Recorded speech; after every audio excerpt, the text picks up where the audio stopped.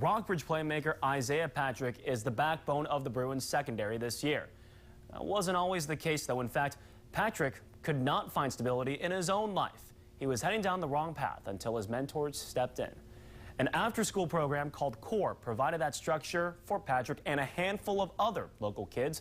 ABC 17's Andrew Kauffman shows us how Patrick had so much stacked against him, yet realized his potential after he got some much-needed guidance.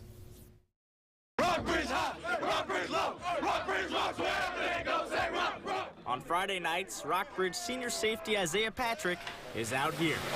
But every other night, he's in here, doing homework at COLLIER. No books, no ball. Patrick has been coming to COLLIER since he was a freshman. It's a brotherhood, it's a family. It's kind of like a iron sharpens iron place. They are feeding off each other. It's not like a perfect, like, we're singing Kumbaya every night.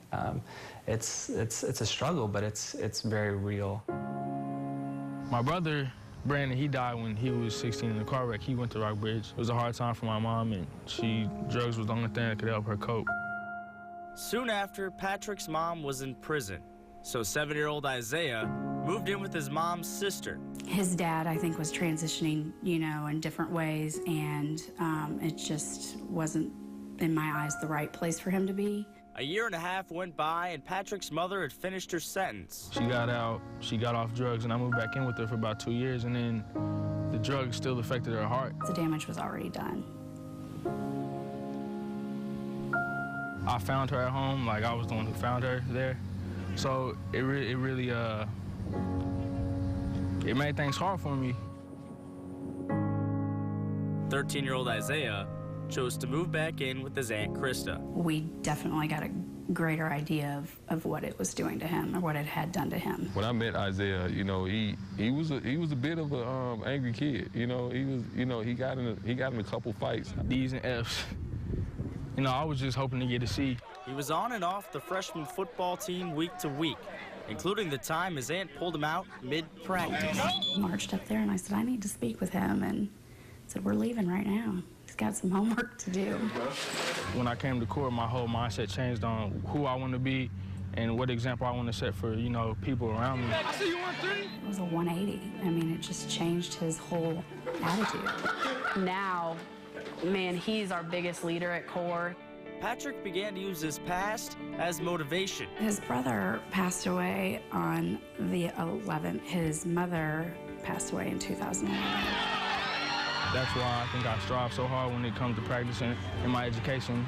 I'll be the first out of my brothers to go on to college and even graduate high school. That's what I do! I just wish she were here to know how well he's doing, but she's there in spirit.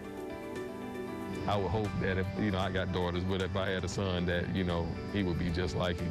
Patrick's next challenge is getting a college football scholarship. When the younger guys walk through our doors and see those banners, that gets them excited. I mean, when I seen it, was just like, I want mine up there. I've seen all the other guys go up. COLLIER is now in Isaiah's court. It makes me very proud. I know his mother would be very proud. I'm doing it all for her, and I'm doing it for the people who've been there for me, like people at COLLIER, ANGIE, my aunt, my uncle, just my family, my support group.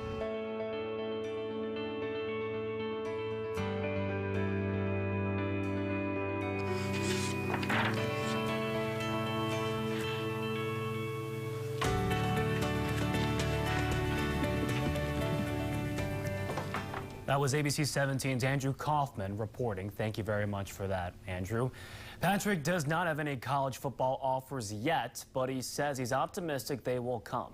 The COLLIER program gets individual and private donations to help guide troubled young men. It has also helped current Division I athletes Trey Williams, Alex Afadale, and Bryce Banks.